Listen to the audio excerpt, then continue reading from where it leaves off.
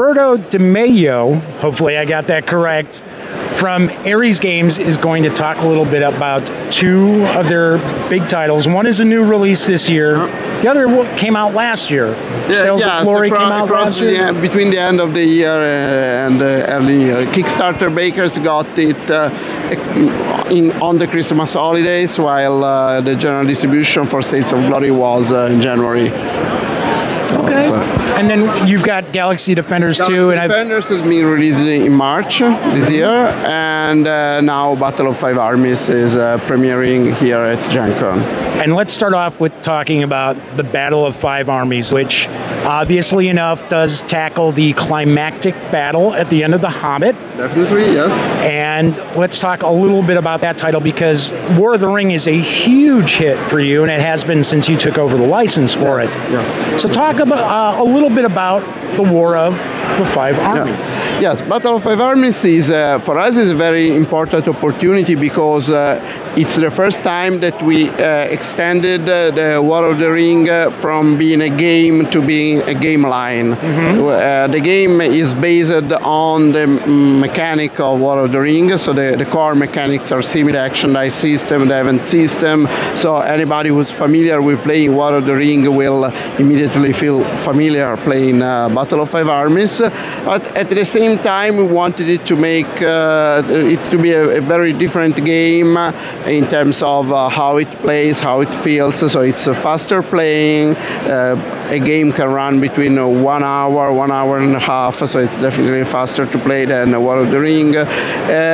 Is more tactical, so characters are more important. Specific abilities of your units are more important. So you feel a little bit more you are zooming in a battle rather than the grand strategical scope that War of the Ring has. Of course, the Hobbit is a very popular property at this moment. Even we must be honestly say that when we designed these games, either Battle of Five Armies or in its own time War of the Ring, we focus a lot on the narrative material which comes before the movies, and that will last after the movie buzz fades out. So we are really focusing on the novel material here, on the literary source, rather than on the movie material. Yeah, which we really haven't. For us, we are as much in the dark how Peter Jackson will deal with the source material in the third movie. We have no idea, but we don't really care that much. We know that this is a good and accurate representation of what the Battle of Five Armies is in the story. So, and your edition of War of the Ring borrowed very heavily from the literary form as well. It really didn't cover extra stuff that was tossed into the movie by Peter Jackson. No, definitely. We, as I said, first of all, of course, it's the kind of license that is in Tolkien licensing. There are two different essentially approaches. There is a movie-based licensing and literary-based licensing. So we are using literary-based licensing, but it's also relevant to our outlook. So we say both I and the other designers involved in these games, Francesco Nepitello and Marco Maggi, we are very passionate about Tolkien. We do a lot. We try to do really our best to make sure that the games are true to the source material. Of course, they are games, so we have to make some assumptions of things that might happen in the stories but didn't really happen, but we try very hard not to include any element which is not there. So it's different possibilities, different paths of development. Say, for example, in the Battle of Five Armies, you can have a battle where the goblins crossing through the mountain can have a very important impact in the game, but you can have another battle where they don't even show up, or you can have a battle where Bjorn arrives just in time, just in the real story, to win the battle for the free people, or it might be in the battle a little bit earlier and prove to be an important presence through the course of the battle, or might be a little bit too late and arrive on the field of battle when the shadow has already overwhelmed the defenders. So things which might happen, of course, but not like, I don't know, a dragon is flying in on the battle and changing the course of history. And you want to make sure that for playability reasons that it doesn't play out exactly as the Hobbit story as well, yes, because definitely. Why would anybody want to play? You already know what's going to happen. Of course, yes, that's very important. Also because we are playing, just like in War of the Ring, we are playing a single scenario, but both the game mechanics and the various possibilities and the various choices that you are forced to take onto the game will create a very different path, very different situations on the stories. So I think if there's a very good replayability value. Sometimes you may have a battle which plays similarly to what happens in the books, but most of the time you will be surprised by the outcomes. And the Battle of Five Armies is certainly, in my opinion, going to be a huge hit here at Gen Con. It's a game that a lot of people are looking forward to. Yeah, we hope so. It's also the first time as a company that we have a major release which is in preview, in pre-release at Gen Con. So I think it's also a very interesting event for us. But so I'm sure that the combination of War of the Ring, which is sort of the elder brother of this game, and the subject, and it's a good game, as anybody stopping by at our table can find out by himself. So I think it should be popular, yeah. Let's chat a little bit about Sails of Glory, because that's a fairly recent Ares release as well. Mm-hmm. And it's a Napoleonic era fighting sail game. Exactly. Yes, for us it's been a very important release. Actually, the game outperformed the Wings of Glory line, which is essentially the game line way from which it is derived, because Wings of Glory for us since the very early days of the company has been our main product line with a lot of plays, both World War I, World War II, and so it was a natural development for us to think of other settings, of other periods and other types of combats which could benefit from the type of mechanical gaming engine that Wings of Glory uses, which essentially is the maneuver deck. The maneuver deck is a very powerful concept because it allows you to model the capability of a vehicle, whether a plane or a ship or whatever, in a simple format, while at the same time including a lot of details on speed, maneuverability, and a lot of specific feature which that kind of vehicle may have. And so we thought that was really a good fit for this game system to be applied to naval gaming, and we consider that across the various periods of naval gaming, the Napoleonic period is really the one which is, say, close to the heart of a lot of war gamers, and also, say, fascinating for those coming to this kind of hobby for the first time, because, say, big sailing ships fighting with guns. We considered, of course, given the style of game, okay, should we do pirates or not? Because that's, and of course, that was something that almost everybody asked. Are there going to be pirates in the game?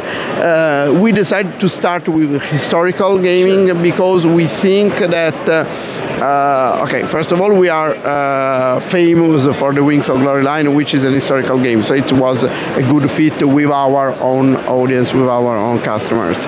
And also because the kind of ambassadors, in a way, for this game could be those people who are already into naval gaming and realize that with a game like Sails of Glory, they can have a game that they can enjoy themselves, but they can also use to introduce more people to the hobby. And it looks like it has really worked like that. A lot of our day one fans are really naval wargamers gaming enthusiasts with years and years of experience, but they recognized that Saints of Glory was both very pliable and accurate, and something that can be used to bring in more people into this kind of hobby.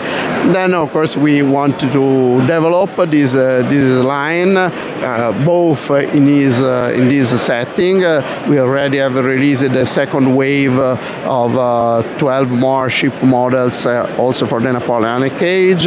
We are soon going to release HMS Victory and USS Constitution as special packs for the game, which will include not just the ships and their maneuver decks, but also small deck of cards representing the most important captains for those ships, like Nelson, Howe, Bainbridge, Stewart. So we'll have small decks of cards featuring the abilities of these exceptional captains and commanders.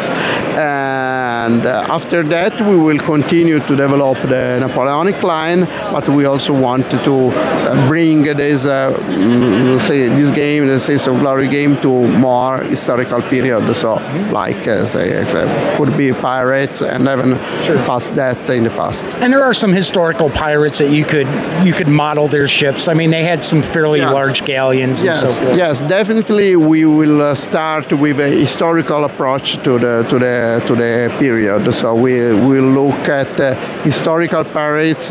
Maybe over time we will add some fantastic element. I don't know, but it will probably be the first historical game about pirates, at least that I know of. And the final game I want to chat a little bit about, and most of our audience already knows quite a bit about Galaxy Defenders, but that came out fairly recently as well, and that was a bit of a departure for Ares because it's a science fiction game. Yes, it's a little bit of a departure. Also, it's the first game that we co-produced together with an outside studio, which is Gremlin Project. So essentially the Gremlin Projects came to us with the idea of this game, which was already in a very advanced stage of development, and so we liked the concept. We thought that overall it was fitting our line, even if we are mostly known for historical game and fantasy, but we still like the idea of broadening the scope of our company to include more themes, more settings. What we really like is that we want games to be very beautiful component-wise. That's a big effort that we do, both from the point of view of the art, of the sculptures, of the... And you've been very successful to this point. Thanks. Yes, we put a lot of effort to try to achieve that, and to have games which have very strong themes and which are true to their themes, so not just pasted up themes, pasted up concepts. So in this sense, even if science fiction still was the concept for Galaxy Defenders was a very, very good fit to our way of doing games. And the game has been very successful on Kickstarter, also been successful when launched into stores. We sold out immediately, and we are already reprinting. Actually, the stack of games here are the first games that arrived from the first reprint of the game. We had a second Kickstarter launched this year for the new expansions, which will be delivered at the beginning of the 2015. So it's been really good start, also because it was say a good experience on Kickstarter, but also because it was a good experience working together with an outside studio which had a very strong passion about what they were doing and the way they were developing the game. And I'm sure there will be more interesting things to come, even beyond the lot of stuff that Gremlin Project has created for the new Kickstarter. So there will be two new big box expansion, Operation Strikeback and Extinction Protocol, both of them including about as much content as the original set, and bringing the storyline forward with the Earth defenders counter-attacking the alien base on the moon, and beyond that on the aliens' home planet. So it will bring a lot of content, a lot of excitement, developments to the storyline. Wonderful. Roberto, thank you so much for taking some time here. It's the first day at Gen Con, but it's awfully busy here at the Ares booth. Yes, thanks a lot. Thank you.